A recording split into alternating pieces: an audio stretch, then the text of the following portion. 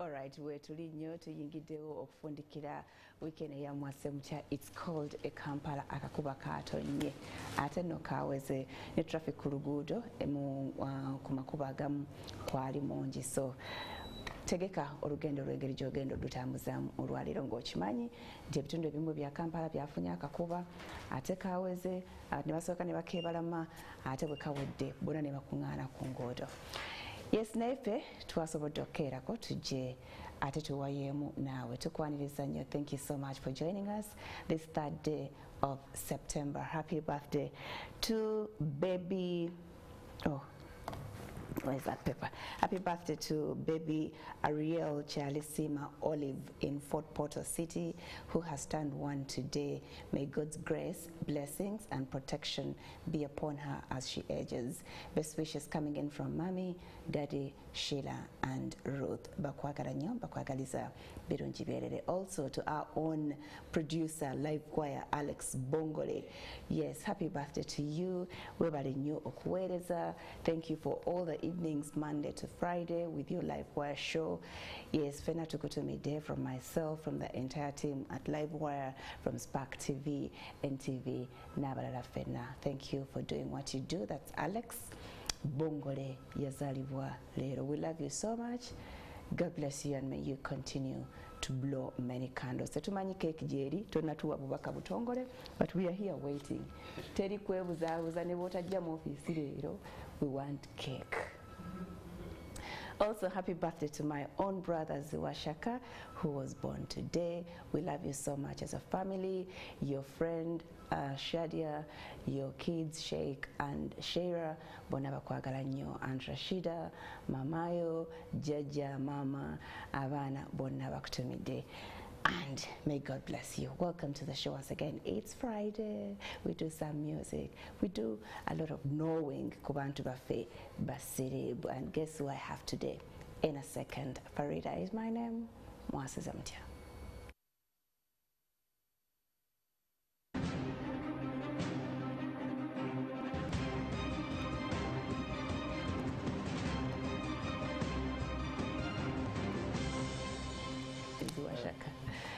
Okay, gwenina lero muvubuka muto mbula kalevu energy mungi. He's made some hits. Yes, Lususulova Kedo is what I know most. I dance to it, and he happens to be my brother as well. He calls himself the Prime Minister of the Ghetto Republic. I'm talking about Thaddeus Ziwa, also known as Zex Bilangilangi. Negamba unawulira erinnya eryo. Nengamba wenasinkana omuntu ono njamubuuza, what in the world was he thinking? What inspired that name, Zex Bilangilangi? Of all names in the world, eh? Zex Enchikome Bilangilangi. Muganda wano noli nawe. Good morning. Yes, good morning. How are you? I'm fine. Enchikome to stand for what? For the 10 inches, I'm a soccer player. I've been playing soccer like in my whole school career, even up to now, to a team. So I was playing shirt number 10. Yeah. I know, people always get that negative attitude. No.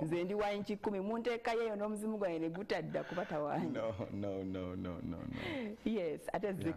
Well, Zex is zealousy enormously to the extreme. Yeah? That is Zex. Zealous, enormous to the extreme. To the extreme. Bobango ina zeal, chitegeza. Zealous comes from the word zeal. Yeah, omuntu inanga ina zeal nga ayagala ekyo kyayagala nga akirwanengira akifwegamanzi. That's been my life since day one. Yeah, so enormous is something big. I even don't know how big I'm going to get, but I know I'm going somewhere. Okay. To the extreme. So that is Zex. Bilangilangi is the fashion painting I do. People who know me, I always put on my clothes. Nyambala ngoye zange ziriko bilangilangi. N'enviiri oluusi omanyi ozisiiga bilangilangi to bring out the real image of Zex Bilangilangi. Yes. Okay. So who designed you today? You're very smart, extremely smart. Wow, thanks. It was just a collaboration between me and my brother, Bamwita Alawi. Kali Fashions akolera mu kibuga. Yeah, Bambi Bamwagire is a very good ghetto youth. Ali ready okuservinga eggwanga. Okay, yatunze this outfit. Yes, yatunze no outfit. Nangamba genda Farid Wamundabire. Gendo yake. Bekiri. Okay, bakuzaala Mityana, right? Wedira nnyonyi. Oba kitowo kyange. Yes. Oba mbasenga awo. Bana nesini. Mbasenga awo. Kyonna kye kiba kya muwendo. Okay.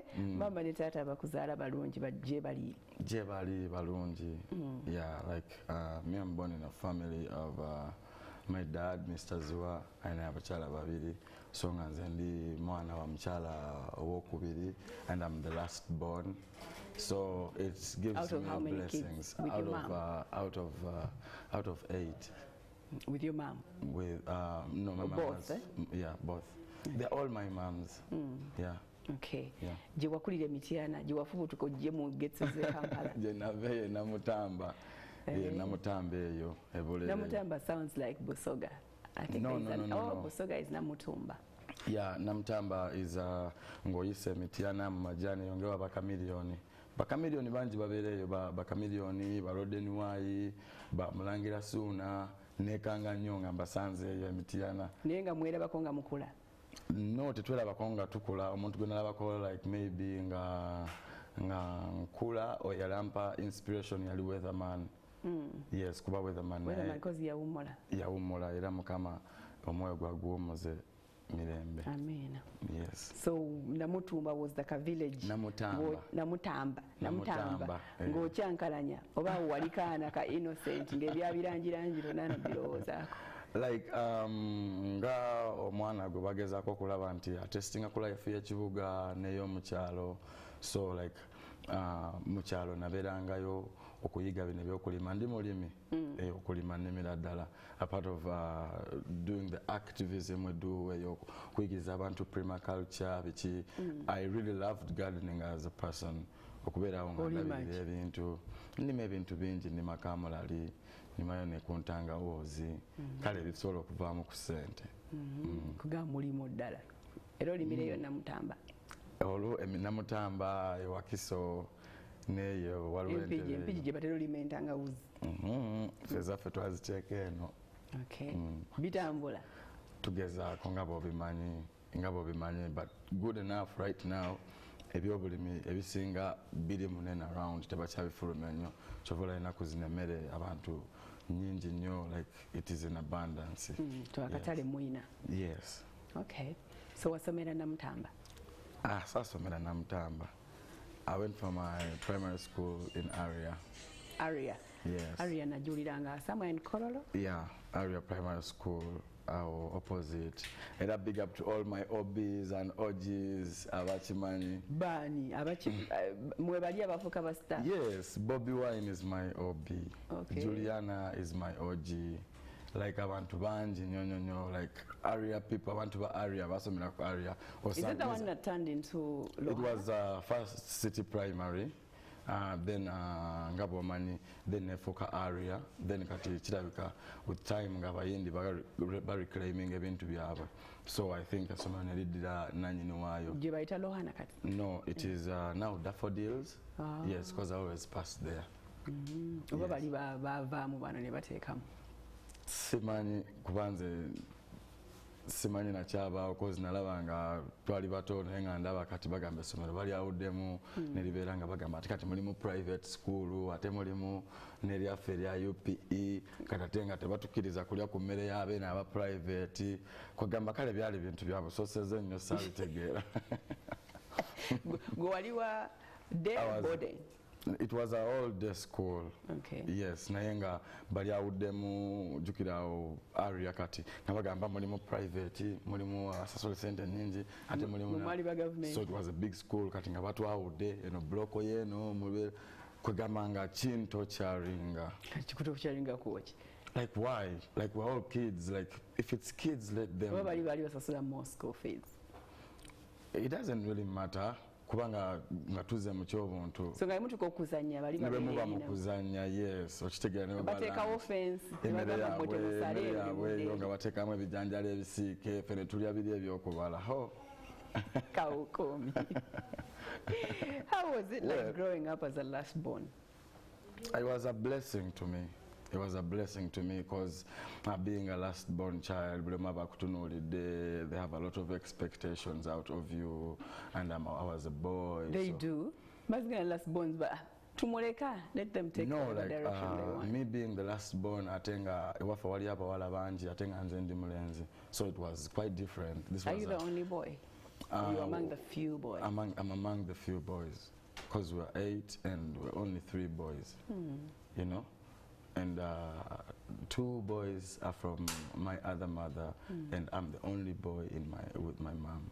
Okay. So challenging nga nyine ebyokuyiga bingi nyina okubeerawo si just kubeera last born. It was actually responsibility because I have to take care of my sisters however much nti bansinga obukulu. But if I'm the man and I'm the boy, I need to be that. Usually I don't know if it's a misconception. Ne boy akulidde mba girls abangi batera okweyisa kiwarawala babeera ba attention seekers. Babira baba okuzize ekyejo agezaako naye bamuprotectinga nnyo abawala. Abawala bamuprotectinga nnyo. Sometimes ne beesanga nga they are always cry babies. Abawala baprotectinga nnyo their only baby brother. Baby brothers. No, to me, like it's different bwabanga yasoose. Yeah, like it was different in our family. Family affair terimu ebyo bya kyejo byaki. We call a spade ate buli omu babeera baagala kulaba nga ali upright. Era big up to Mr. Ziwa. Yeah man, big up. You've done a very good job. Okay. Yes. Bakusabulanga kiboko? Bubi nnyo. You seem like that stubborn boy. Bubi nnyo. I was very stubborn even in school. Kati nga ne taata wange bw'ajja oluusi. Agalamire. Agamba bugambi waliwo kye wakoze sooka ogalamire. Kati awo ne mugamba. Like waka baali bampita junior. Bakubisanga kiboko kikaati bakubisanga.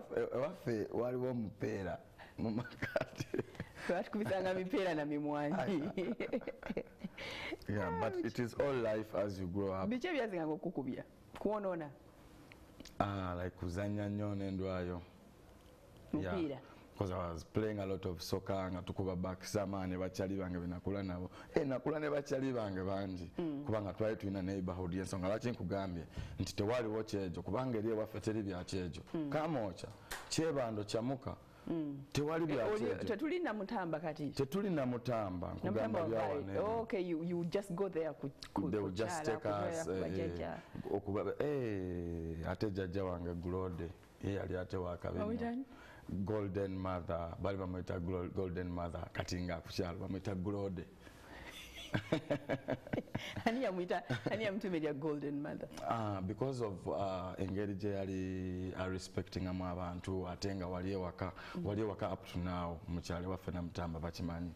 Buli omu ajjawo tewaggwawo byakulya tewaggwawo at least ovaawo ng'olidde akantu. So this made her the golden mother because omwami we oba jjajja wange omusajja yali yafa nga Mungu yamuwumuza. So she took a long time as nga yali mu maka nga ate ye mukyalo omukulu mu kifo ekyo so nga ayaniriza buli omu nga n'emmwanyi bw'ojjawo bujja n'ogenda like kubanga ye yali amanyi ebintu byansi alayika ye yali akimanyi akyaliyo ataliyo Mukama yamuwumuza. Naye yali akusabula? Oba ye yali tasaana kusabula muntu? Jjajja wange yali tasobola kunkuba. Jjajja kyakuba mwami jangu otuuleko wano. Nga era mpita mwami ngagamba oh my golden mwami nga ye bamuyita Glode. Okay. Yeah, so going back to mukugamba engeri gye tukulamu waffe kamooca like growing up as a youth omuvubuka omulenzi oba owobuwala n'okula making 13 is just a blessing. Making 13 because there's a lot of crime, there's a lot of violence, like ngoba manya embeera za ghetto. Kamooca wakulira wennyini? Kamooca cause nkugambye nali nsomera ku area oyambukawo bwambusi n'okkirira cause me I was born in Chamuka. Chamuka is like the border of Chebando and Kamooca. So kati nze awo mu no man's land awo twabeera so ng'oreceiving ebyeno n'ebyeno ebyemulago ebyekawempe. Gwe wali president waawo? Sawezo nalisiti president. As a child, I was a big leader. Yeah, because I've been a leader since then. Since then, I've been leading my friends and making sure we get into the right path as we grow up. Era bakwano bange bonna benakula nabo tojja basanga n'enkovukovu tojja basanga nabiki, because that's what we go through as youths okitegedde bangi batufuddeko. Era me growing from the ghetto nembera prime minister kinkakatako nnyo si ku living a ghetto but to make ghetto a better place to stay. Okay, so from area Wadawa? From area wakolerayo paka P7? Yeah, nensomerako ne Kampala model naye mu byamasomero secondary nali nkyusa nnyo amasomero. Nali nkyusa nnyo amasomero ningendako ku Highfield, Our Lady of Africa, ningendako bannange ngekikutawaanya fujjo akapiira ng'okyakasamba? Yes, kubanga omupiira gwanyamba nnyo naddala actually kyekyali kisinga n'okunyamba okubeera mu ssomero because waliwo mzee wange yatuuka nga ebyensimbi biki nga bw'omanyi he was a civil worker, then bamuwumuza kati nga obulamu buze mu reverse alina okuburebuildinga ate nga alina abaana abakyali mu kusoma bali abakulu wedde bali basoma, so kyeyasinganga okunkolera kwe kungulira boots, soccer boots nga ne bamugenda ku trials yabeerawo wali eri making sure he supported. So gundi eyo yakusomesa talent ya football yakusomesa? Yeah, like to a bigger extent kuba nali nfunanga zi short bursaries like ngofuna short bursary like ngeyo ku Highfield ngiyango basambira ku mupiira, and even my talent schools were inviting you to be part of that. Yeah, like most especially in trials. Yeah, in trials.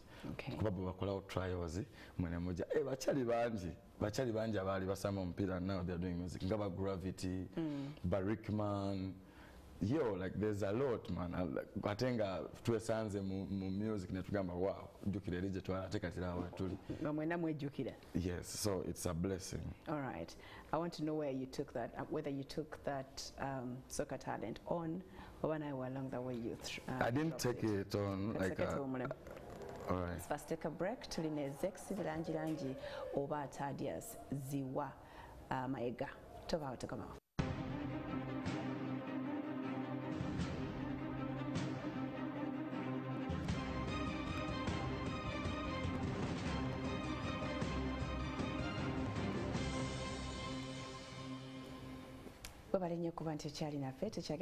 It is Mutya. We are closing the week and we have Zex Bilangilangi yakuyimbira kali akayimba kani akaratata yakuyimbira kanalinda yakubira kamwavutakwana yakubira champion yakubira yes obuyimba bungi nnyo mwavutakwana nga sikamanyi nze lwe nakulaba byonna bye nali nkola mwaka kaseera byanzigwako naye obuvumo nabufuna nzije nkubongeko kyentegeeza nkubuuzeeko naye muli gwe bwondabaawo onvuma ogamba ndi mpaale nywera miguwa newankubadde mwavutakwana sibidde kugwe maama kugamba oganye kale maama newankubadde mwavutakwana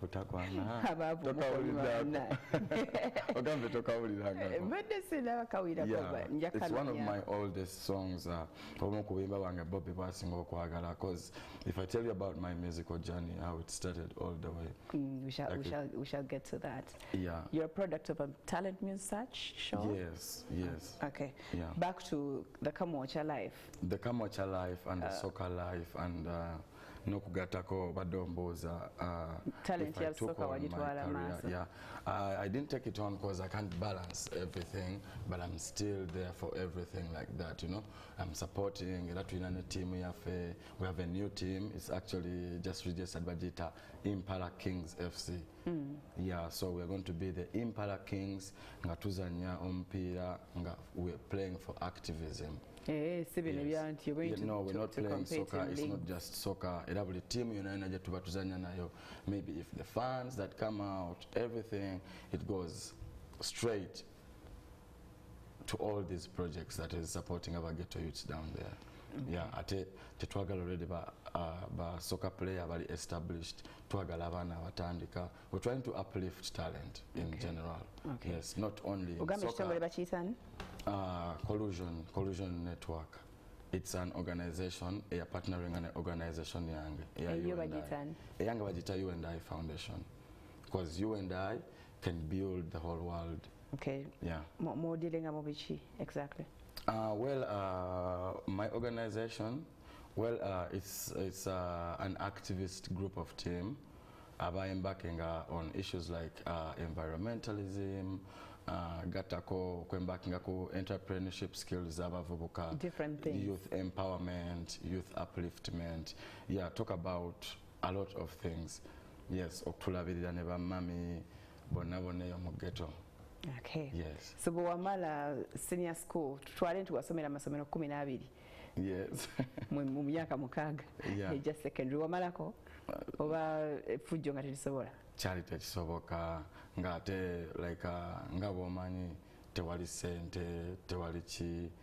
Yeah, so but now I'm still in school. I'm learning. So how are you keeping yourself busy? Yo mu ghetto nga ovude mu somero. At what stage did you stop? Like what keeps you busy always in the ghetto is the latest movement around. Okitegere oba kati kongola nsenene nga mukongola nsenene kulaba ngofuna ekintu byonna ebyo like ebyo mu ghetto like we learned netugamba no tetujja kuba bayaye kuba already tukaminga tuva mu ghetto, so bwe tuva mu ghetto tenga tuyisanga aba ghetto tebagenda tulabawo mwana. Already this is what they expect from us and tetujja kikola, so let's work hard and bona batule bagambe abo badogo bafuna sente zaabwe mu halali. Yeah, so wakola mirimu ngache mingi nzine mu taxi nalimuko bachali bange ba Chief Colombia bagaitano bona bachimanyi ba selector. Actually yesterday I was meeting all my old friends. Yes, I was meeting all my old friends bachifu nakukola kwa mu taxi nze natandikira Kanabe ngatuwaza pichi era nze ne mukuyiga vuga motoka okuyiga vuga pichi cause bino boy no biga nga ghetto youth ngo kula cause buli mulimo boy no gukwatako botavuga boda at least ovuge motoka kati bo bate tovuze motoka obera Kanabe kuba kitandikire no Kanabe utandika yoza pichi nze manyo okuwoza pichi nze nazoza nga sina na omo nenga nkozesa vune n'ekikuta ky'ekikajjo abawuza pichi bo bakimanyi. Yes, I can. No joza mu engine yonna no cleaning ngabiki kati aba boss bono tandika okufuna obwesigwa nga kuwa pichi ye nagamba jangu ogikime no gikime wakano joza then no gizayo nga togivuga mukubanga abasingale kama mafuta matini ngayagala kulaba pichi yo jetoloza. Kati bovugamu noyagala ogenda gyogenda okukima byokima ekusikira ke atolosi obimanyi byekivubuka sente zolina muzili budget dolusi nga 13 obanya oyagala kugulako atolwe eggulo wali guluma biki guluma yani guluma yani. We have sessions in the evening ezibeerayo mu ghetto. Sessions like evening abola abantu nti abantu abakulu eddabo kyaberanga nti bekunganya ne batula wali ne banywa amalwa oba ne bazanywa omweso, so there are activities you don't know down there. So kuguluma mubeera mukola ki? Mubeera mukukocha mukwenyumiza bugero oba strategizing n'okwewuusa. Most especially than Bobi we ateranga tusanga nga basanga olwegulo nga mutudde nabagamba mumanye kyabaddewo kino na kino mulina okubeera bwe muti era like he has really contributed a lot on our. So at what stage of your life in the ghetto did you meet him? That was like in 2014. 2014 aonga second round ndi mukujimalako cause anzijukira I even missed the finals. Kubanga nali kusomero. Finals is that? As a ghetto voice search. So when I met Bobi on the street, nangamba, what happened? To me, you were supposed to win this competition. I saw, but you're unlucky. Melody took it because Mugero voice search twali moneva Samikila, mwalimu ba Melody, ba Nashi Rhymes, ba Ita, ba Freestyle, Razor Blade, ba no bona kugamba ba Rosiella. Abayimbi banji ni abalimu. Right now they are also like nga abamu balina established already. Okay, so joining otya that search. So how I joined like Bobi, like yali head of it all. Mchala Bobi Itungo. Era big up on yourself, my mama. I love you so much. May God bless you. Yabakuziza Bobi. Yatukuziza fena kugambeji. Banji nyote bagana kwogera, but she's such a woman. Ochitegera. Mwakulira magere ewe. Si magere, like ku street. She's always there. Yes. She's always there and nga getting her information. Ochitegede. Ono yakoze kineno mumumpitire. Lwaki gwe isabot. Ochimanyi nti obera otuswaza. Kino na kino. So ebintu ebiti bya to building nomanya nti kino sina kikola nino okubeera nga ochitegera. So yatandikawo eyo talent search mu baana ba ghetto. Yali anoonya abaana, but it was Bobi's face, you know. Ngagamba tutagayo ba ghetto youth from the ghetto. Tulabe talents zaabwe. So they did the ghetto voice search. Ghetto voice search ne bateeka mu buli points eza ghetto. Ekamu cha kukatale, emulago kukatale, ekalelwe katale, wonna all over bwayise mu ghetto zezenjawulo Kiwunya. So abekisenyi nabo mwabakkiriza. Chovola ba razor blade yavayo, like there's a lot, like mu Kisenyi wali bavudeyo razor blade n'abalala. I'm talking about people abachi making like up to 5 because we're all over like 100, but nebagenanga batema. So I managed to be on the top 5 to cut the story short, but I wasn't there on the finals because bali batukubira amasimu bagamba muje. So I think by that time nalinze sisobodde kubaawo na nina okuddayo ku ssomero because waliwo ebibuuzo ebyo bitandika byali bimpisa bubi nnyo. Ebina bya beginning of time. Of course, I really loved paka kati ne bondaba mu bulamu bwange njagala nnyo okuyiga kubanga right now era ndi mu kuyiga. Omanyi byonjigiriza byenkuyigiddeko kati oli mukakamu nnyo oli biki okitegeera. So I'm learning always. I'm in the Ghetto Youth University. Okay. Yes. So wali osoma? Yes. N'ogamba ebyo kansooka mbireko ebya search. Nsooka mbireko ebya search ne bankubira essimu. Mchala Bobi nyine ng'akuba essimu kuba yali akubira abantu abaali balina obuvunaanyizibwa ku baana baali bajja oba abaana bennyini nga balina amasimu. So this is what happened. Bankubira essimu yange, essimu ne bagikwata ku ssomero eky'emu Katumba. Wayina essimu? Yes, ng'ogiteeka wali eri ku gate oba ng'ogiwa omusomesa alina gwe weesiga cause nze nali mami nze daddy nze children ku ssomero nga tebankyalira nga because I was stubborn. So like yes, nga ne babeera bangamba gojja kusoma mumuteeke eyo ajja kusoma temumukyalira ajja kufuna nnyo reasons ezimukomyayo waka. Kyokka ate nze nga sibe naliko. I was studying, I was having fun because being in school was also fun. Like how you socialize with the people, but teachers never kuoninga notegera mistakes so it was fun. In a way kuza. Of course. The life you get to. Yes, mpozi chali wango mye yanchaliranga Nash Rhymes. Ye kuchaliranga. Ngomubulira nti zemunete wali yanchalira n'agamba kanzi yezex. Oli metoka abantu. Ngoberawo yo it was so hard. Ngoberawo chaliwo naletayo akagati akolukumwe 5 ne half ya sukari. I didn't know that. Are you the same age? Yeah, we're the same age. Kuba yena yali dropping out of the school. Ngakole wa Kiseka.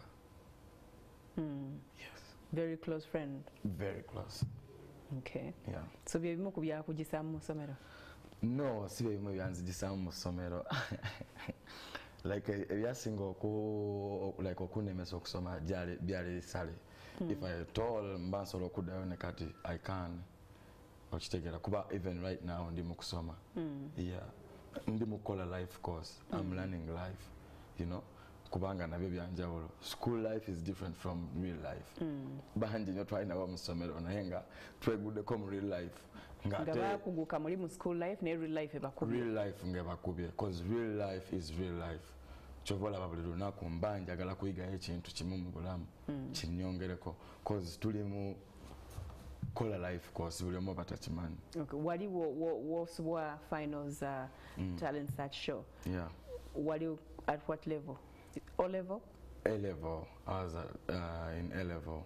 Kati bwe sasobola kimekinga HM wange n'akitegera n'amanya nti bambi mukwano gwange namulemeseza ki opportunity ey'amaanyi. Ogambye baakuba essimu. Baakuba essimu. Omusomesa n'agikwata. Baagiwamba kubanga baabuuza gundi yajja ng'agamba waliwo akuba essimu ennyo. Walyogedde naye. So they found me talking on phone. Ate nga time yaki? Ya class. Ya class. No, it was actually like break time. Nga njogera. Naye kati ng'ekiro ekyakubye dda tulina okugatinga mu class. Ne bajinzijako. Bwe bajinzijako sakayana kuba nali mu nsobi. But later, like after 2 days, ne kyali kinnuma nnyo nga kinziiwa. Ne njagala ngambe ku HM opportunity gye yansuubiza cause zino shows baali baziraga like zali pre-recorded nga mujja ne mugira so nga even at school on Saturday some people like by day scholars bajja ne bagamba twakulabye ku TV biki so like it was a vibe nga tene HM na yakimanyiko nga n'olusi ku parade mwanjogerako muno tulinamu omuyimbi yabeera ne ku TV tumwagaliza buwanguzi so bwe namuwuliramu HM wange HM Mr. Katumba Edwin bambi yawulira bubi nnyo ng'omuzadde nangamba naye gwe nsolo gye wasooka okukola kuleeta simu mu ssomero naye nali simanyi lwaki essimu ewala ogyetaaga naye kyolina okumanya essomero liba ssomero ekisingira ddala n'obulungi mbadde nkuyise nga njagala kugoba school fees so kigenda kuyamboddeyo ewammwe n'essimu yo yiyo gikwate n'essimu yo yiyo gizeeyo tokola ki. But it was late for you to go participate. It was late for me in the finals zawedde. So when I came like this, naduka kuvawa wakiso. Neninya taxi nga sina na cent. Kubajukira ba student. Oludukawa kusanga final. Kusomero nga njagala kugenda kamocha. Nga bangamba Bobi yazze aline Mr. G biki okitegeera. So kati nga nzija ngamba bannange nina omulaba mugambe bambiize muzadde yandaba ng'alina Nubian namugamba Nubian uli kid yazze nampita nangamba jangu nangamba gwe wakola otya you are supposed to win the competition to me gwe yalagenda okunsingira kubanga your attitude biki your likable biki nemugamba omukisa tegwali gwange gwali gwa Melody bwe gubanga ogwanga gugenda kujja ate ekisinga okuba ekirungi mu byonna nti maani omanyi abantu bangi nnyo naye nange muba omanyi nange okola ki omanyi nasirikamu awo nagamba Nubian mwana Nubian ono kyali mwana owulidde bwagambye biki Nubian nagamba tumuyambe so there and then joining nebakutwala mu yeah they recruited me in Firebase natandika okunyamba nga kugulirayo ku ngoye empale ng'oluusi bw'oba oze ku street nga gamba olina okweterezaamu tetugendagenda naawe leero nga kiki nga tonyumye of course like he taught me all of this ng'akulaga no siganye kutwala but you look representable we can go anywhere okitegedde so nange awo nentandika obitegeera njagala kuzzaako ko wali emabega Mr. G naye yalimu mu mmotoka Bobi namugamba ono yuti wange biki yali alina okubeera ku finals biki waaw wuuno waneeno eno gundi Mr. G n'agamba waaw lwaki banene abaana tebakola ki abali mu Ghetto Voice Search bonna tebaperformingako ku show cause by that time Bobi yali agenda kukola charity concert gye bayita Akalimu charity concert. It was a very, very big show. Yali yabwerere. So there was a very big crowd. Ngabo manyi bana Uganda kubya obwerere. Abantu bajja nga bangi nnyo. Nali sikirabangako. I was very young. Yali luddawa. I even met Kenzo backstage. Where was it organized? It was at Wanowa, Chadondo. Oh, okay. Rugby grounds. Yes. No. Yes, Chadondo Rugby Grounds. Banenga abantu bangi ngeri sponsored by Red Cross. Ngokujja it was olina okuleeta engoye nga bazitwala in the northern part. Abantu abali batalina ngoye ne Karamoja. So nemwekuŋŋaanya ne mu performinga? No, Bobi n'agamba okay, because the show yali ebulako the show was the next weekend, so I came like on Friday ngabango be school fees. So nenzija ku street yawo nga vibe ekutte omanyi bwe kibeera wabeerawo abantu bangi bamiki baani nga abantu bangi nnyo. Nubya n'agamba ono gayi tumuyambe kati misaji n'agamba mubateekeyo bajja kuyimba ne batugamba mwewandiise nze saali nako kubanga nali sawangula finals so nga they wanted the last 5 but you were among the 5. I was among the last 5, so they went 4 kubanga nze I was missing. I was not there, you know. So kati nze bwe nalinga siriyo ne bagenda bana ne baba judginga. Melody was the first, ne kuddako Rosiella, waliwo ne Chali wange omulala awo wabala sibajjukira bulungi. Yes, ne babawa ne offers ezokukola ennyimba mu studio. Ne babawa like yalaino okuwangula yalaino ogenda ne Bobi ku trip e Bulaaya. Wow, nangamba I missed that opportunity, but I wish my bro the best. Melody.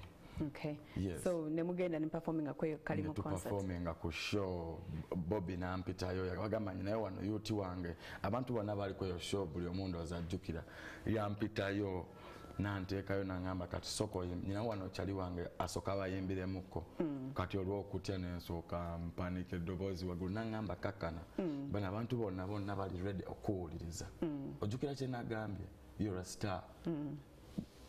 Ningo ina kayimbako kali ready. Jukiro already Bobi yansanga kayimba kange bayita Wembule. Ke yasinga okwagala mu Ghetto Voice search. Go wali wake wandikira. Yeah, like actually nkusesechi. You know Zuli Tams? Zuli Tams is like my big brother.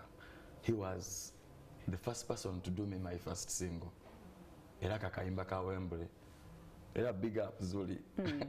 Yes. Wembule kagenda katia. Okay, kati ontandise.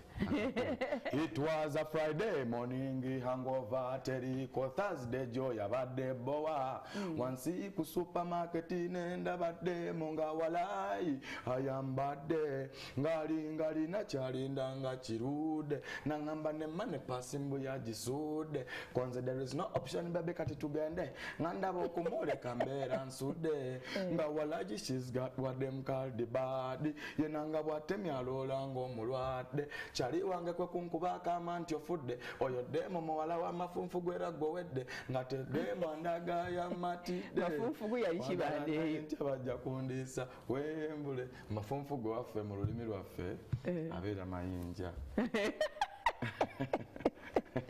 fe mu lulimi lwaffe biba bitaka ebikutte ekitole ge mafunfu. Okay, so ne bakuyitayo.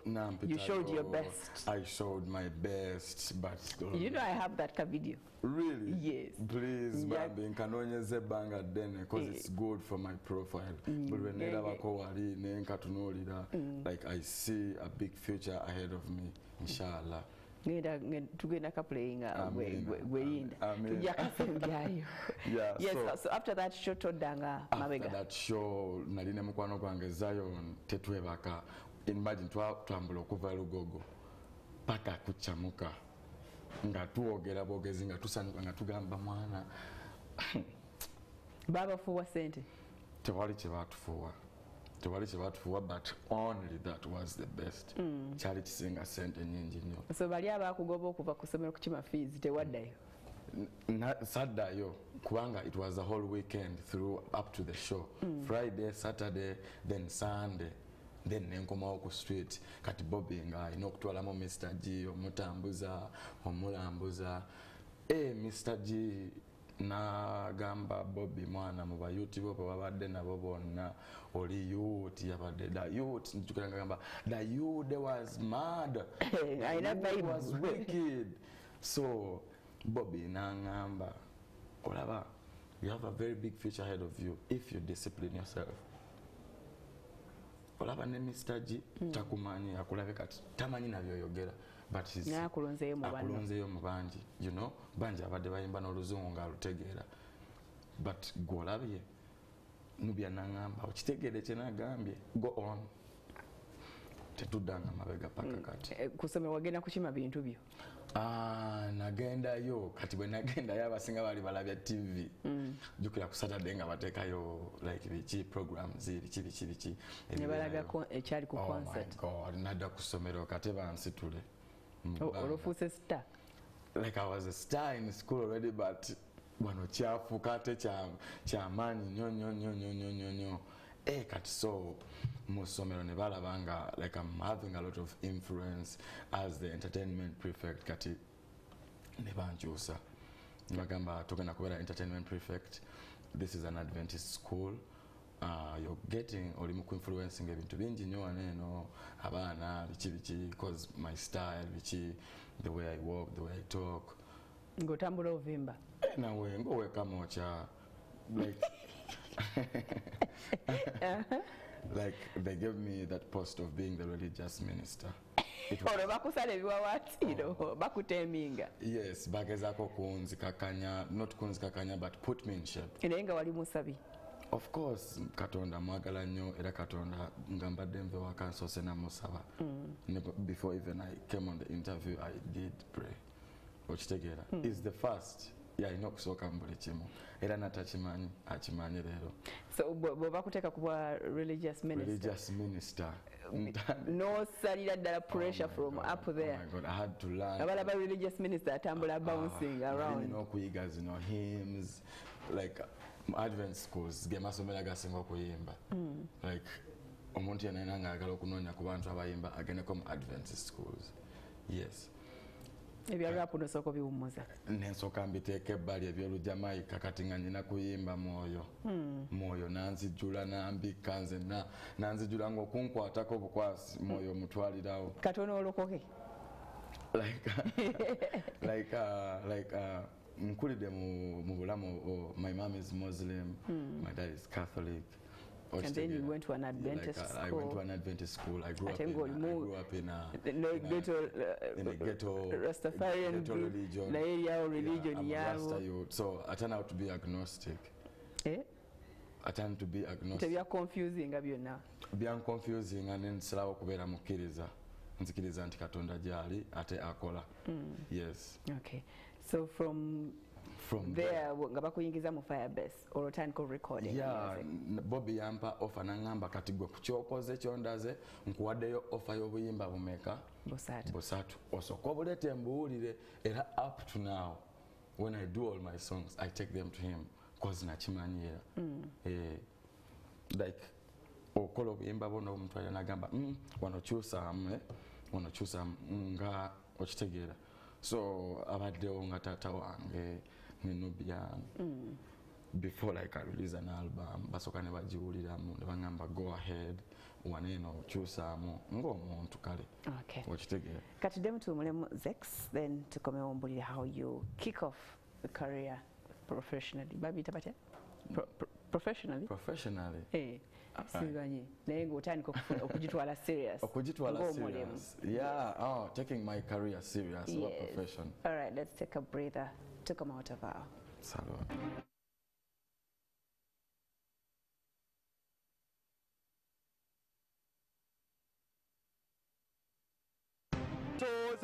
Bend up yourself and then you touch your toes.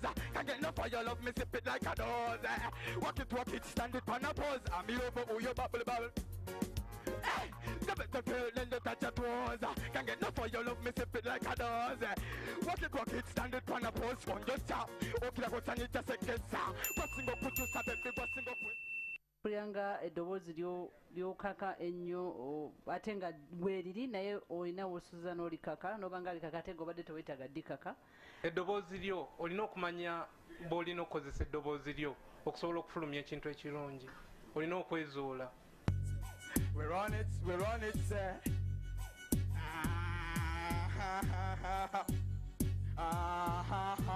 Listen up. It was a Friday morning, hangover Teriko, Thursday joy about the boa. One sip for supermarket in and about them, Mugawala. I am bad there. Gari, Natali, Dangachi road. Nangamba, money passing boy at the suit. Cause there is no option that they got it together. Nandabo Kumule come there and suit there. Kawala, she's got what them call the body. Yenanga what they are all and go mulwate. Chali wange kwa kunku baka mancho fute. Uyo demo mwala wa mafunku kwera go wete. Ngate demo andaga ya mati debi tungu. Wagana yenda haja kundisa. Let's go. Inchikumi we. Sewa ni musajja. Oina good stage presence, oina energy enungi. Thank you. Vibe yo.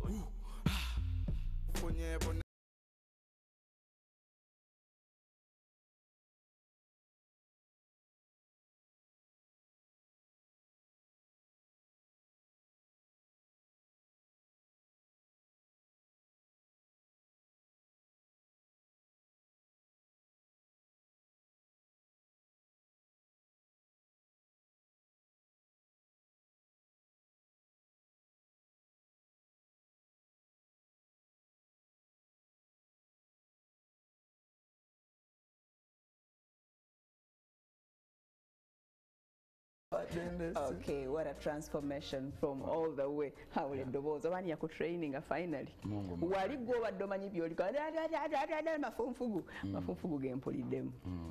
What a transformation. Life is you really worked on yourself. Yeah, you learn each and every day. Buli lunaku era bw'obeerayo omuntu nga talina kyeyongerako buli lunaku aba alina okuba nga yeekyekinga oba w'ekikyamu either omuntu atawabulwa ate omuntu atakkiriza kuyiga aba alina ekikyamu. Yes, so bw'olaba Zex yesterday and the Zex today might not be the Zex tomorrow. Waliwo obadde ku stage nga weeyitaani? Zex. Kuva ddanga gwe Zex? Zex inchi kutonda bye n'ebirangi byange nga kwebiri. Like abamu balowooza nkitandise leero, but my dream started all the way from scratch. I want to be a fashion painter. I want to be a paintertainer, you know. Yes. Okay, so when they give I you want that to paint and entertain. Obakuwa offer ya music. No, bakuwa n'omuwandiisi oba kuwandiika mu ghetto teri bya buwandiisi. Mu ghetto buli omu bamuyigiriza okuba kyali. Mu ghetto okuba buli kimu. Olina okuba mami nga gwe daddy nga ate gwe children. Ate gwe jjajja. Ate gwe jjajja, ate gwe uncle, ate gwe auntie. And your future wife. And the kizibwe. Olaba.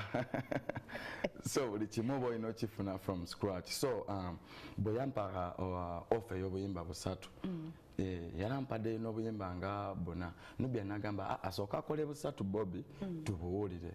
So n'ayita jjajja Tony Hose. Big up on yourself, great Tony Hose. Yes, nga Tony Hose ali awo by that time nga waliwo ne Tyrax, one of my best producers. Tyrax nangamba ngenda kuwona producer Tyrax jangu waneeno nti jangu najja ono ogenda kola naye era the first songs we did is one of my favorite songs. Olwakayimba bakayita ensonga. It's a reggae song. Bakayita ensonga. Waliwo ensonga lwaki nalonda gwe nawe walondayo nze. Waliwo ensonga lwaki nalonda okamanyako. Well, girl, if you do me right, I take you home and see my mama. Girl, me not joking. Baby, this is not a drama. When you're not around, my whole world is full of tremor. Baby, mbangari mukoma. Tukomeo. Okay. Yeah, nenkola akayimba kanga k'ensonga, nenkolayo ka Amina, n'akalaba kayita Hustlers. Ne mukwano gwange Friedman. Kuba nalaba nga bampadde chance, kyokka nyinawo ne kyali wange. Friedman nangamba mwana nange njagala kola yakayimba nteekaawo nengamba mwana nange bampadde kiwe lwaki nange sigaba ku blessing yange.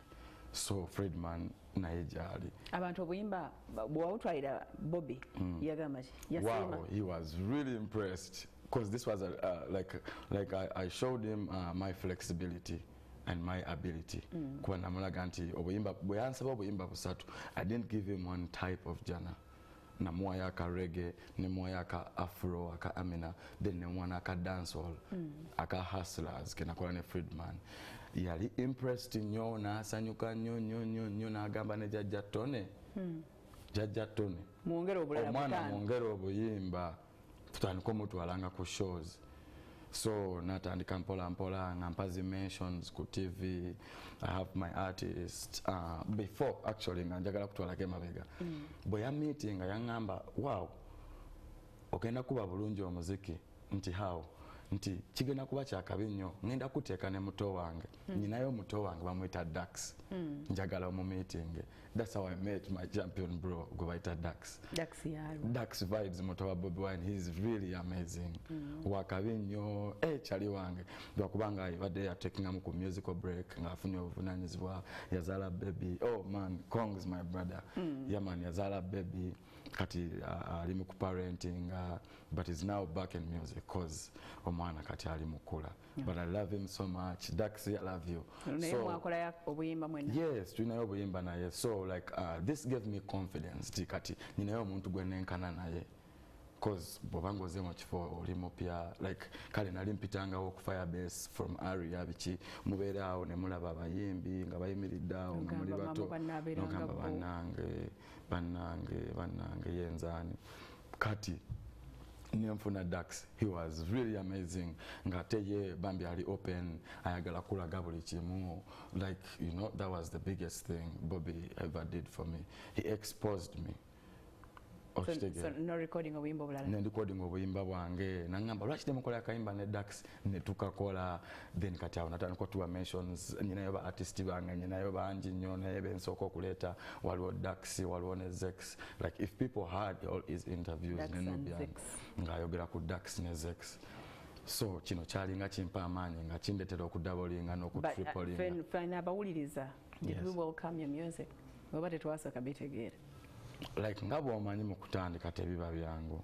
You have a lot of loopholes zoyina okutereeza. So ever walingawo ekibulamu but I kept on building myself. Nekati siri perfect. Nekati like I'm not the best artist in the whole world or in Uganda. But maybe God's favor n'okubanga ndaba nti ngezaako nange okwebuildinga kirabika ndowooza kyekintuusiza wano. Yes.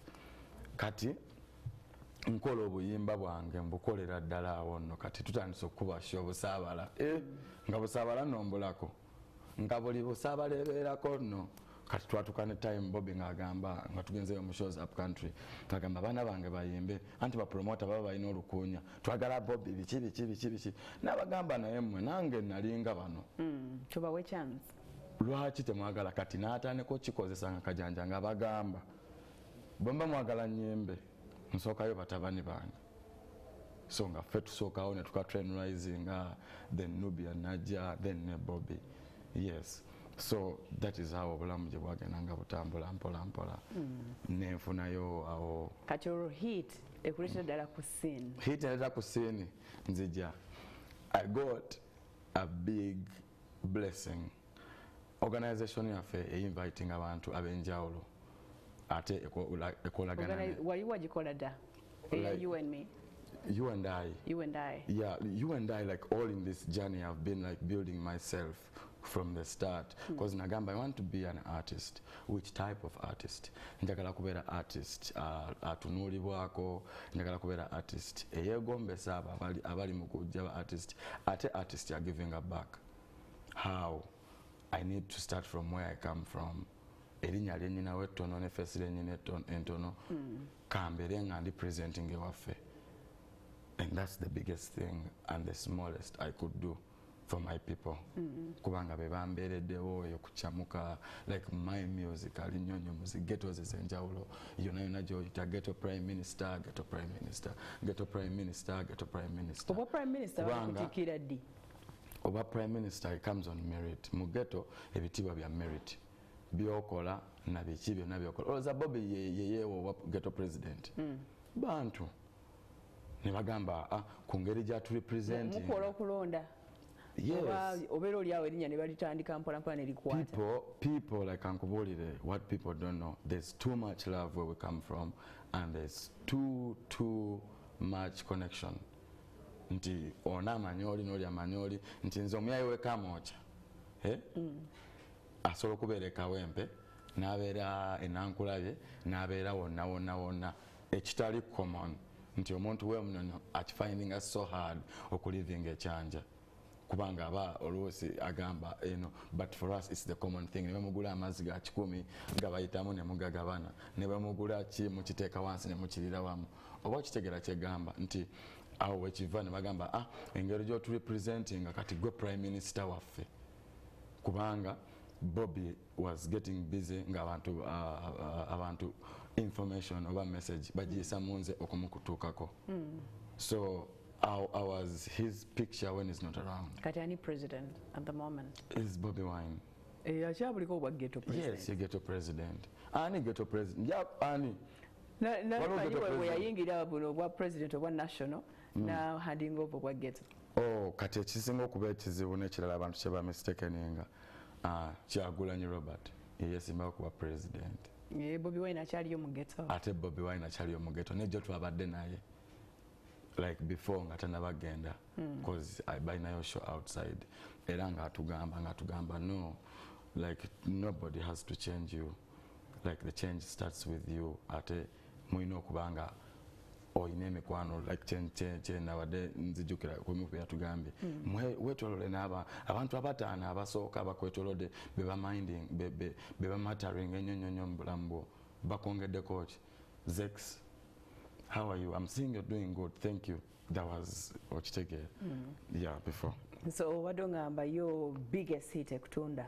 Yeah. Ngojeko abo mu ghetto kuba nti bakuli bebasiba. Yeah, ngojeko kubanga representing abantu bewaffe. So now I go to a different world. Abantu like, you know. So nagende Bulaya. Like World Conference. I had to share my story in Germany, in the Far East Germany. Conference Bajita Love and conference.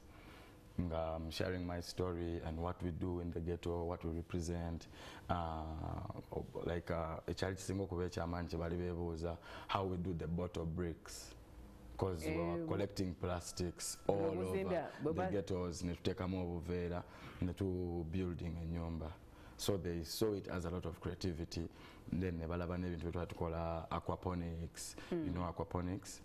Rearing fish at the same time planting food in the same pond, like food nga amayuni emere like esobola okulira ku mazzi at the same time nga tulunda ne mamba wansi kubanga tulina space ntono nnyo mu ghettos.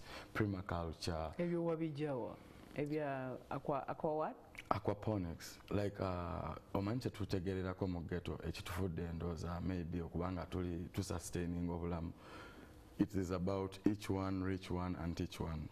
Era kyetutambulirako as You and I Foundation. Each one? Reach one and teach one. Because I believe obanga olina kyomanyi n'okinjigiriza nange ne mbaako kyenkuyigiriza osobola okuba gwe ne more doors opened with my career ate gwe gyonzigyeko nekikutwala further.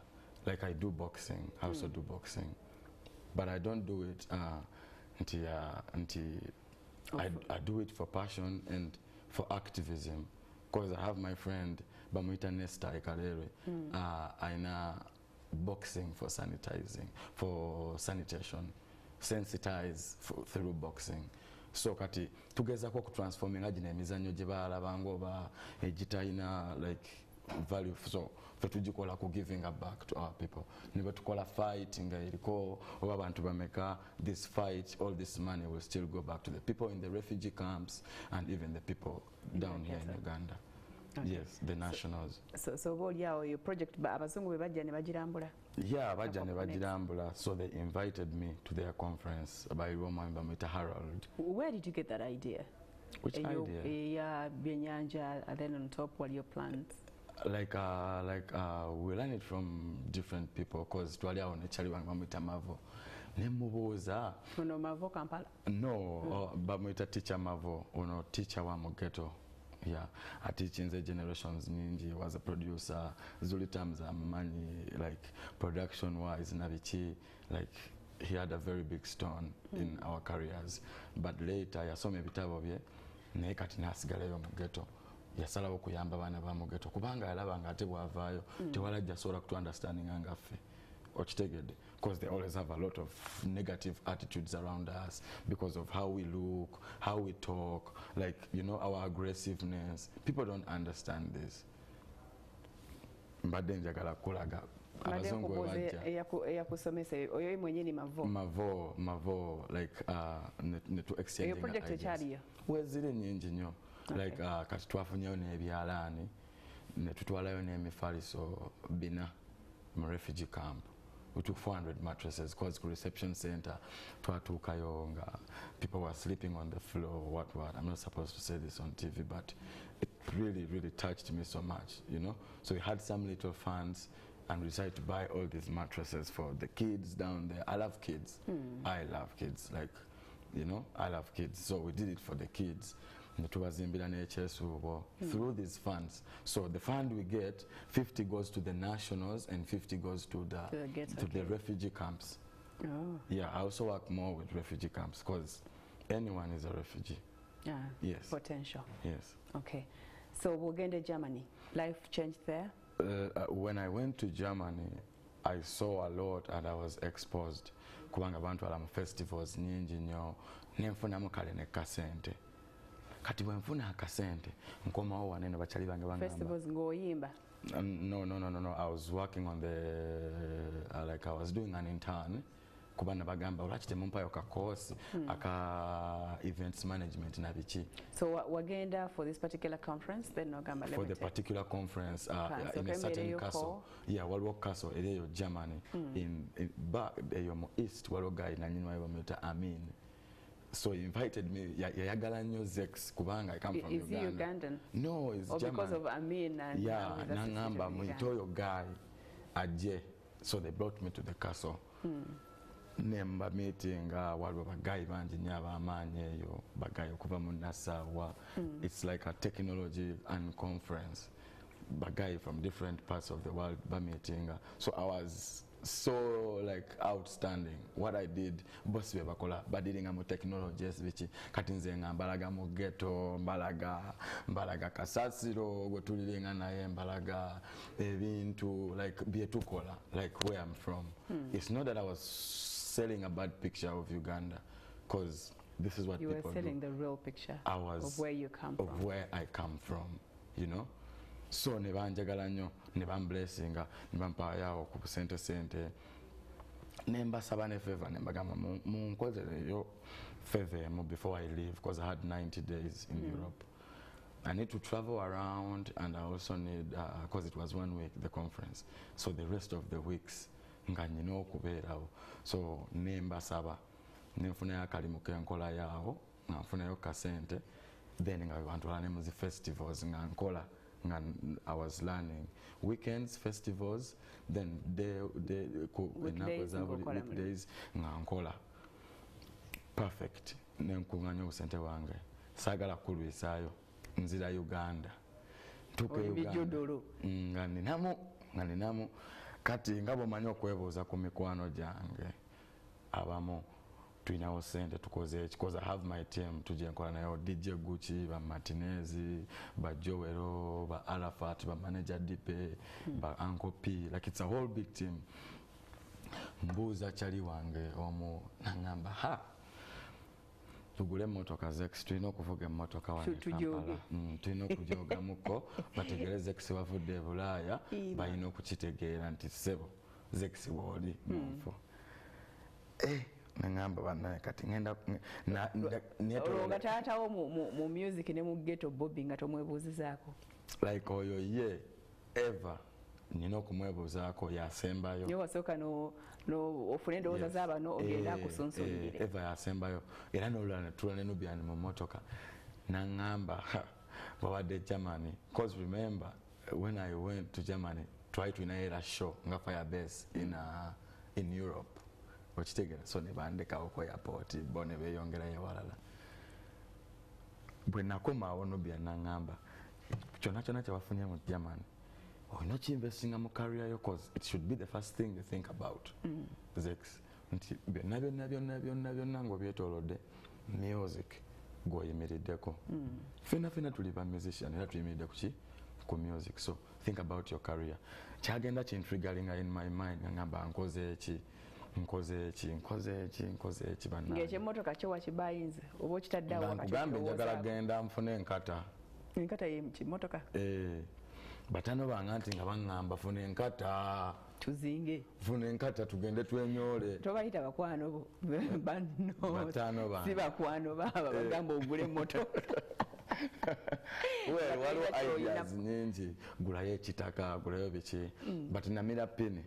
nengamba nze wembanga ndi muyimbi because I was in the mirror nengamba Zex oyagala kigwe nga gwe ng'ovudde kuba n'abalala bye baagala okole muganze njagala kukyusa music wange njagala nakwetereza so what I had in my mind nali ngamba nsobola kukozesa producer kikuba wano by this time buli producer nali mwewuliranga sente zonna zaayagala ngenda zimwa kuba tasobola kwagala miliyoni nga 10 okitegedde audio bamukolera miliyoni emu kitundu miliyoni 2 nengamba right I'm looking for my brother Nesim so I went straight to my brother Nesim era man Sara yali yamaanyi nnyo that was the biggest moment yakuba lususu overhead no yakuba ratata yeah so I used all this money with the help of my brother and the collusion nengamba kati tuinvesting tukoleyo album kubanga nali e Bulaya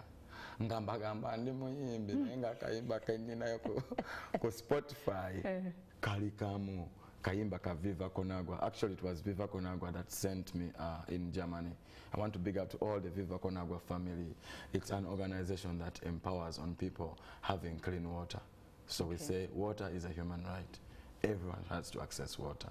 A lot of projects Mukaramoja, I think people see me we don't put it on TV because sometimes omukono gwa right we guwadde left sometimes talina kumanya in most times yeah so Viva Conagua nensakendinga ne sente zange zenali nfunye nga nvudde nayo Germany nenkola album nkutuza mu bufunze nenkola album eriko akayimba ka Ratata akanalinda Bad Mind Can't kuliko akayimba kafe Wicked ne Palaso kuliko Your Body ne Cindy kuliko akayimba ke bayita Lock akayimba kalala ke bayita Time yo kuliko Terera ne Fefebusi like all in all I did 8 songs noyingira studio nenyingira studio zona ne simi yazikola no like Ratata ne simi ya mukola nalinda Andre na mukola Your Body ke nakola ne Cindy Zuli Terms na kakola Terera ke nakola Wicked Atin like different yeah producers. Of course kubanga njagala kufuna different tastes ate njagala nokolagana ne baganda bange kubanga bwalabanga tokola nono I know like you know and I all love their sound so I wanted to test it kuba nali nyina sente by that moment so nenjifuna Mungu mugaga n'obuyimba bwomanyi kyofumba wallahi ya Mungu Katonda yakikola like the first song on the album was the biggest song Ratata for 2 years, you know, from 2019 on the first Lokatola Kalulizinga, but kakuba paka mu 2020. Watwalirako tata unawulirizamu? Of course, tatanga yafani wanga asinga. Era ye abeerawo ng'awuliriza omuziki. Oli ku taata ki? Yennyini mwamizi waawo wa Bobi? Mwamizi wae ate oyo top. Oyo yasinga like he's really supported me mu buli kye naalikoze nga bw'olaba nti kugambe ku kisaawe oluusi yabanga oluusi tasobola nakwetuusaako bintu bingi naye ng'akimanyi boots kasita mwambala boots ne uniform muba mufaanagana tebabeera kuba bwe kasita mwambala omujozi tewabaawo mugagga na mwavu mwenna muba mugoba kali akantu ka round okitegedde yeah because you can see even a lot of billionaires on the pitch you know they don't look like billionaires naye nga bali mu kuzanya so soccer is one universal language that everybody talks and that's why I really loved it. So watwalirako Bobi? What were his comments? Nemutwalira ku album yange nangamba kyakabi nnyo yangamba go ahead I love this if you can take time and invest in your career like this I swear you have a big future ahead of you. I wish you the best, go and do whatever you have to do but just know I have your back. Nenkatwala ne Wanubia naye nangamba kyekimu nenkatwala ewa manager John naye nangamba kyekimu so kati kyali kisigalidde nze kunoonya videographer asinga I pick one song of the album tukole ki tukole video olwo musalawo mutya which song deserves a video which song this is how you decide which song when you make like an album artist yenali ayinza okuba takimanyi so I'm giving them tips because I learned it also from there. You do a lot of songs and when you do a lot of songs like 15 songs I have an album that is coming out I have 30 songs, but I need 16 songs out of this. The rest tujazitereka. So we did 15 songs. Nga tuina twetagako ennyimba 8. For a video? For the album. Okay. Your album. Bagita your album. This album najidedicating abantu. Your album. Y-O-U album. I even wrote it in Luganda. Album. Because I have to represent where I come from. I think I know sending out to the world. Because it was my first organized album. I have to run for this. Kubanga in Europe. Chanchallenjinga nnyo nga nyina kayimba kamu ku Spotify ngateka Viva Konagwa organization yantutte ngate bo bakawulira ddakate nga sina bye mbakubira bipya ate eri tobagamba mbateka nkuteke ku YouTube ate kuki bo bakwata ate bwe wali recordings eri mu anti nga nete buliyo ku Spotify ngo osobola kubayimbira anti ate kati bali bazungu bambi ayagala music wo agambe your album ajinyingako bunyizi bwati yonna ne loadinga so babaddayo mu motoka ateka utesi mu motoka navuga nga bwawuliriza mwafuna akayimba akamunyumya nagamba mu buno obuyimba bonna kano kekakola ki. That's how albums should actually be moving here in Uganda. Tuli mochi so bado tunyumeza how you can choose which song to neka tuke tu tutekawo ennyimba 15. All right, tukomawo n'ekintu kyaffe ekisembayo. Thank you so much for keeping it. Mwasuze Mutya.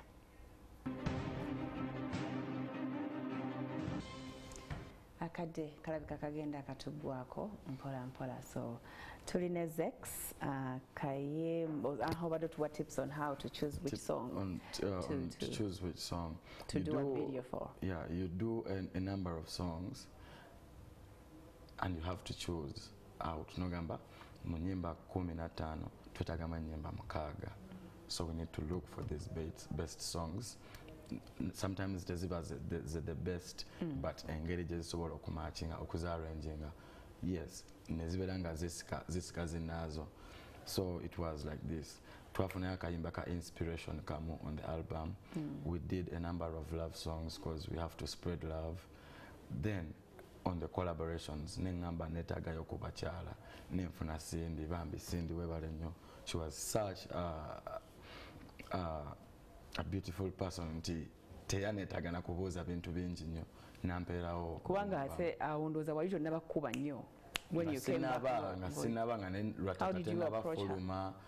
Like Cindy has been watching me in most of her live band sessions nga nange nzija n'ennyimba ng'oluusa mpita but nga tetukolanga muko business like doing a song naye so yakirabanga engeri gy'okumblessinga. So she blessed me. Big up on yourself, Cindy Sanyo. Yeah, nengamba twetagayoko ne ku baami netutekako palaso netulonda zinene nnyimba zonna netuziteeka wansi kati nga tunoonya luyimba kiri tusooka okukola ki okuta. It is always so hard to know which #1 song has to be on the album. Netukayana nalinda ratata bad mind can't oba wicked oba akasindi Cindy akakola bomb party tubeireko akayimba ka Cindy twakakuba show ya Cindy out of the blue tuba tuliawo tukuba mukuba music awo olweggulo ratata waluga yangamba man simanya kakayimba kani ngagamba nze nanyene wako nsoka kuba ku radio muvibinga mukuba muku music kuba ofuna response y'abantu how they react before you put it all over. Guy najana simu like I can't forget this guy naye simanyire nyalye nangamba mwana nsaba kunsindikira ko oluyimba simanyi nayini lwalo naye lwogera n'omutima gwange okitegeera ninayo gwenjagala naye bwe nakamuweereza ajja kuwulira bulungi kuba akakayimba sikawulirangako ate nange nali agadde omuwa akayimba akapya. So it was about him creating something new for maybe omwagalwa we. It was quite challenging. Nakedeko macha wana wancha nenumba city boy pande bicha kana kaimba baby onjiwa madirisa katira waeno yo Zexo in a vibe. So obigambo bya gayo byaku like byanyingira nyonyo kati nga sagala muntu mulala ena kungamba kayimba kalala. I want to release this song ono guy bambi akebere ku internet ngachi naye teyamanya mbu gwe Zex nga takitegeera. teyalimu na mukwano gwo, just a random guy. Just a random person nga tuli awo tukuba music n'emikwano gyaffe n'alonda particularly me okunyumiza ebyo nanziza emabbali n'aŋŋamba akayimba ni akakuba ne mugamba oli manager dipe n'aŋŋamba akayimba ako bambi nyamba bambi okansindikire kwogera nange lwaki tewamugamba nti nze like I wanted to really hear what he feels because this song was not yet out and I really wanted to get the best reason as to why I should get it first on like online. Okay. Wow. Kyansumbuwanya ekyekintu. So ne wayitawo bbanga kino ogamba nkatadde kagende. Tetwayisawo na bbanga. Like kubanga if people know on my album nasooka nentayo oluyimba lumu ne lubeerayo olwatata. Ono guy kirabika akayimba yakastreaminga. Kubanga like since when I was a guy ngamba chiri kogera n'omutima gwange biki this is what people always tell me this song talks to me biki so we decided na tukola kakayimba ne tugende ba Frank ja ne manager dipe na tumugamba ne twogera naye Frank bambi si muntu mubi big up to the ja live si muntu mubi nnyo bambi nansembeza nangamba mbadde nga nkulaba Zex wallahi sisobola kugana kuyamba I'm going to work with you and trust me I'm going to give you the best. Wow. Nakola concept ezakabinga bolabye amazzi mu motoka like olaba dance abakabi agamazi mu motoka mwagakola mutya like it's his creativity. It's not that you had that water in the car. No, like I told there was water in the car in a Beetle, you know a Beetle, this little chikere. Yeah, I don't know how they put the water in, but ibangamba gayingiremu nganyumye nangamba Frank kichonko sijja ekikumba kyange nangamba kyekigendo kikola Zex n'otuulamu nentuulamu no Vixen. It was a magical moment. Like this was my first very. So how much did you invest in the video? What? Wateka mumeka mu video? Like I can't pronounce that on TV because abantu abasinga batu favoring kiba kisa kya mukama nagamba kamukolere video oba nemwogera wamu nemukwatagana nagamba letayo zino nange neteyo zino so ebintu ng'ebyo ebya verbal agreements tibetaganya kumpewo. Okay. Yes. Okay, I understand. So video fuluma kati bwe fuluma nkugamba ki muliro mama njitwala ogitwala ku TV station ogitwala ku TV katemba atandika jukira nti corona nga tannajja jukira n'abantu benyini tebannakutegeera soko katwala yawo abakategeera ne bakategeera abatakategeera ne bakatakategeera kati all of a sudden corona ajja nga everyone has to get in the house and everyone has to watch TV. Wow, it was such a blessing. TV zakaniriza. TV zakaniriza ate nezika playing cause I've worked with most of the TVs and bamanyi siri muntu mubi ate nabo si bantu babijendi so they had to help me. Ngabalaba Zex this time afunyeyo video nungi agikoledde wanne simu lwaki tetumuyamba. So they started promoting it bachali bange ba DJ Mase ba Baby Love gatako bachali bange abalala abo ba DJ. Yeah man, I want to big up to every DJ and every presenter that like really pushes Zex's music. Akayimba ne kafuka akayimba. It went viral like walone guy omukwano gwa Bernie Sanders mu America. Bernie Sanders is like the guy on the opposition like in America. So I had a friend when I'm meeting at a conference in Germany. Is an associate with Bernie Sanders. Nanda gambo akayimba bakakube yo nengamba olimba lindako video yange je balaga wali mu gundi yabo because they have a whole big room. Wow, ka video yako nenkakwata nenkafuna bulungi nnyo kati ate ne tudda ku bya TV eno dance party eno gatako like obimanyezo programs engage zali ziboostinga. Wow, it turned out to be a blessing in disguise because nali sidanga mabega mukama akyambise kakasubi era nkyakola nnyo. So ratata wakwatayo nojamuka noga nalinda yaddawo nenkyamuka nnyo. Actually start shooting and nalinda next. I had to do this song. It's not just a song but it was a prayer kebaita bad mind can't. Bad mind want to stop me, but they can't. From my head to toe I'm protected, cause when you kneel and pray, God will protect you. I will fly high and I will shine bright, cause some days are bright, some days are darker. Hey, life goes on no matter. There is a better choice than at your brother. Give thanks even when you suffer. There is a blessing for everybody. Up front and behind the curtain. Break a leg only when you're certain. Only you will carry your burden. I remember that day Rensoko Kulava. Yeah. Actually, naisi kumanyine twali mu gym. Nyumiza bano twali mu gym with my daughters, and then Zex ambuka na ingira nga sweating nze nga manji natukosa exercises. Nanga oyo Zex yayimba ratata. The way you entered into the whole vibe, sikumanyi ndoza nawe tomanyi, no to kosa. I remember that video. You, like going to Kwatomanyi, but me, I follow you so much as my sister. But I was like, it was dancing to your music. Nega still sure who sang it. Then Nongamba, you were from Germany, and that's why you do this every day. You run every day from is it Chisase? Bukoto. Paka Chanja. Then tukola mwao atene tuddayo wagulu kasozi. Ochabiriko. Of course, like working out, like buli muntu yetagwa working out actually. Yeah, because a healthy body is a healthy mind. Era tuchemba kengako nyonyo. Wangamba waliyo ogeze nyo when you return ata mu video ndaba yo. Yeah, okay, or you had worked a lot to cut away. Like, of course, like natandikirawo, boxing. Nina bachali banga bankozesa out. I actually work with the best people. I work with Savio Kabugo. I work with Miro Juma, Bobo Manyiba medalist. Bonabona Fees. Yeah, man. East Coast. Talk about East Coast. Bombers. It's all family, you know. Yeah. So banabantu bebanyamba no kunyamba. Okay. Yeah. So, Batman can't. Yeah. Kwata yonga. Bad mind can't, like Sibe Wimbo Lwacha Kenyo, but it was so important and vital for me. Kubanga, it is not just a song, but it's a prayer.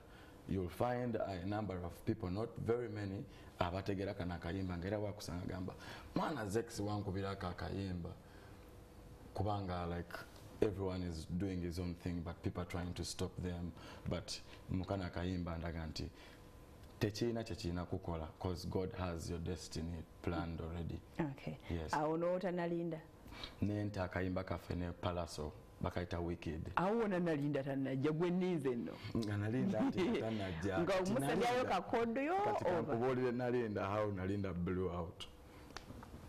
How nalinda blows out. Tulina chali wange omu kuba DJ ayinza kubanga etayagala mogera konyo kumpewo.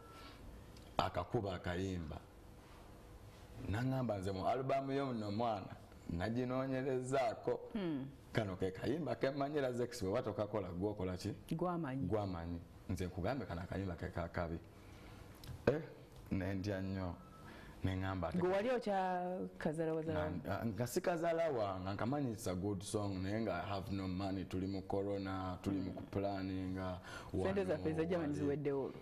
Of course, like all these videos take a lot of money. Talk about promotion, talk about like ebintu bingi nyonyo byo inokola ki nayenga still ategiro uterede mu time ya covid concerts ziwe tezikyaliwo concert ate nasemba dio kola ki okujjako okujja bano ku dance party netutulaawo nga tunoonya amagezi agashootinga video sente akuna nengamba banzire mu kyalo ntunde embuzi zo zaaliyo naye obubuzi bwange ndi mulunzi ne mamange era naye annundira ebintu byange bambi mamange bakabi nnyo anyamba yasinga n'okunyambako yanjigiriza n'okunjigiriza ebyo byokulima biki kati neŋŋamba sigenda tunda kintu kyonna kansabe mukama agenda kukola ki akayimba ota akokokoledde video kokakwota. Of course kwota kati kano kanforcinga n'okukata audio kuba audio ya blowinga nnyo nyo like audio nange nantiisa neŋŋamba yasinga ku Ratata.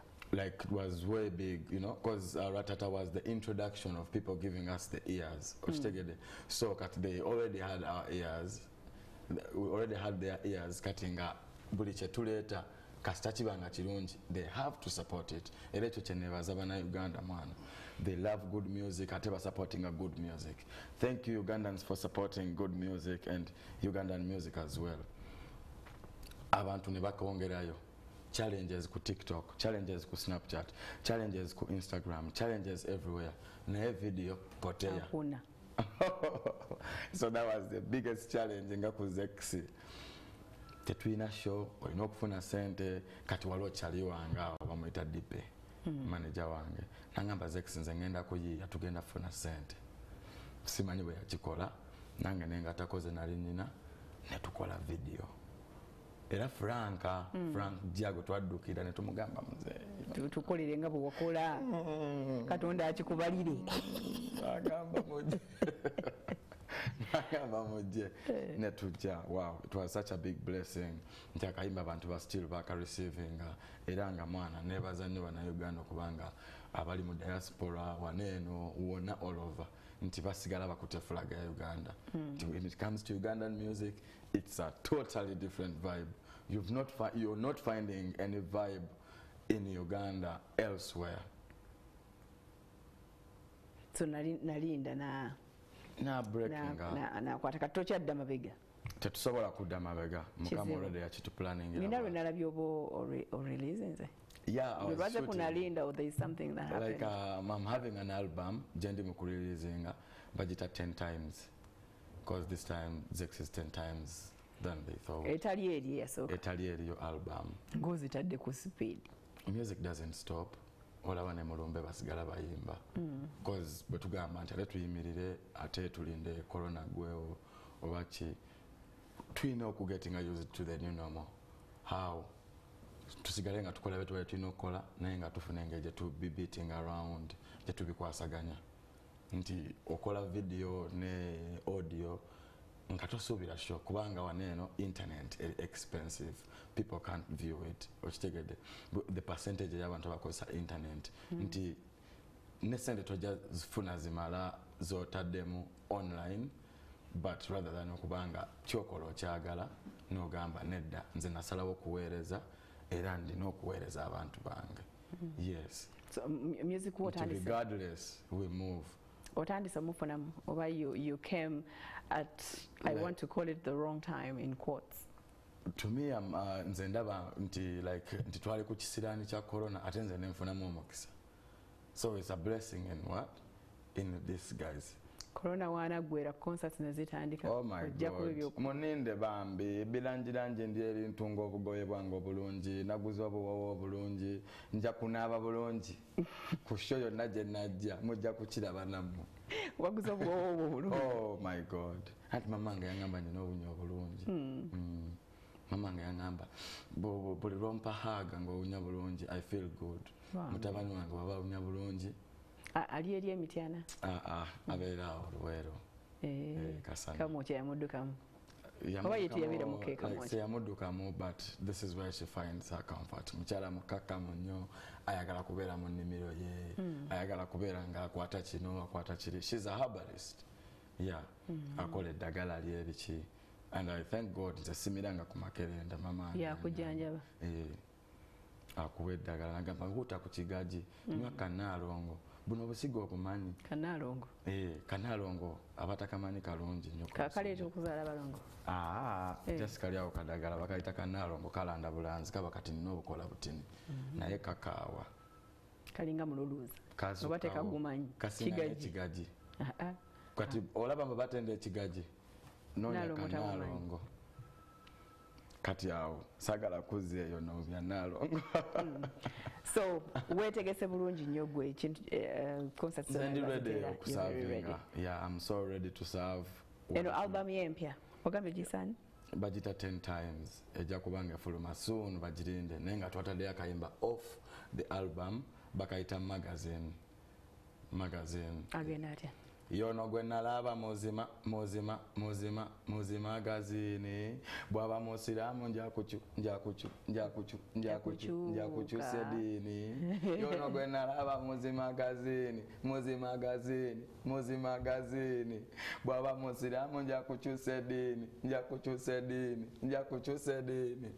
yono gwe nalaba muzi magazini ne mugamba watagwani nangamba wachumini gwera basikini fula melanini akozesa loshoni siwa basirini. Where did you get all these words from? Like life really inspires me in most of my songs. I'm inspired by the life I live, the people I chill with, in my journeys. Yeah. Yes. Yes, though at one time so I gave it a try. No, Ratata go amwandi. Definitely. Ratata Nalinda. On the last album, it was only one song, Jena Wandika Nechali Wange, Oman Rafiki. I want to big up to Oman. Akaimaka time yo. Yes, Oman. Twakwatagana na ye mwana tukola this magic, you see. Okay. Actually, that was my first song, Okukampa Andikira, and it was a request from someone. Who? Like I have a friend. He has always supported me, like in my career. Nyambako ne yachidetange chiteso ngalozo ba chija kunyamba. Well, it really worked. Chija kuyamba kola ne Oman. Like Yalangamba, like I leave my hands open. I leave people to write for me music, but I realized I still have to write for myself music up until When is your best time of the day to think lyrics, isn't it? My best time is always the best time. Like the best time, you can't know it. It's always the best time. It just comes. Yeah, you note it down. I don't note it. I just enter studio and we start doing. To lyrics as one day. No, this has never been me. Yeah, start flowing.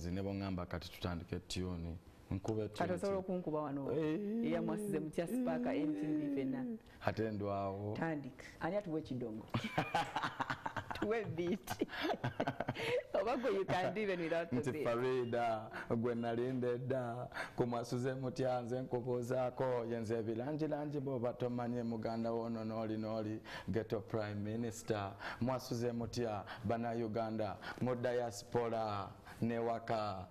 You know, lyrics are everywhere, like Buliwobo Tunula. Yes. Because music is a feeling, you just need to feel it with a voice as an expression. Music is a feeling with a voice as an expression. If anyone asks someone what is music, or Mwasolo Kugamba, it is Alamobagamba, music is a production of organized sound. But to me, music is a feeling with your voice as an expression. Because most of the times what we sing to the people is actually from deep down our hearts. From your own experience, in life and all you my brought music, it out all my through music. All my music. Okay. All my music. No, I have a blessing. I'm blessed. With 2 daughters, Shanti and Stacy. Father of daughters. Yes. Okay. Yeah. Kale, congratulations. Yeah. Or not again. Which is your best of them all? My best of them all, of my kids. No, the songs. My songs. Yeah. All my songs are good. Like. No, let me tell you, like music, oberanga omuzadde. Oba ozadde abaana toba na kyana toba na gwana toba na byana.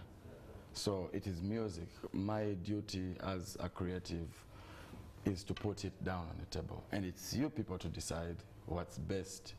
And this is where I also learn ngamba, oh, this one kakutenya abantu, oh kaneno naye kano katachinze nnyo abantu wadde tekabuuminze nnyo. So nti babanga baana you can osobola okuba n'abaana naye nga waliwo omu ye mujagujagu akola kino akola kiri ate tomulinnyisa ku balala olw'okubanga ate oli mugezi kubanga nona alina kyasobola ate oli kyatasobola. Okay. Yes. I think bimu kubikuyambye okuyimuka ate mangu is you're a disciplined young man. Even the first day I saw you. Wow. The fact that you ogenda nabo ba producer bonna they want to work with you. Yeah. Tells something. It tells something. Nyinza okubanga the people abembadde nabo nije bankuliza kiba kiraka kinakyo kyadinga so much to me n'okubanga otegera obulamu kikya buli yeah, cause life tubulivinga but life still remains life. We all live it as life, but we don't know what life comes, we don't know what comes after life.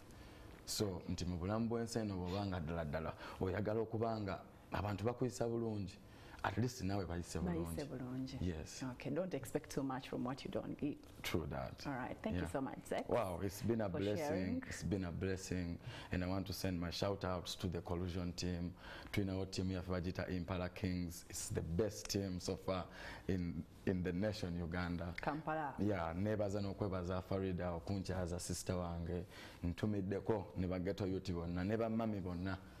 Yes, big up to every mother out there and big up to every daddy. Yeah, man. Salute. All right, and big up to all the kids out there. Thank you so much. That's it for today. To see me and you, Ababadenafe, all through the week. The people in the diaspora, Kajambo, you love us so much. Mona, to you, how are you? Jenna, to Rukaya, to Charles Kanyike, thank you so much for keeping it Mwasuze Mutya. We'll see you again on Monday. Have a beautiful weekend. Bye.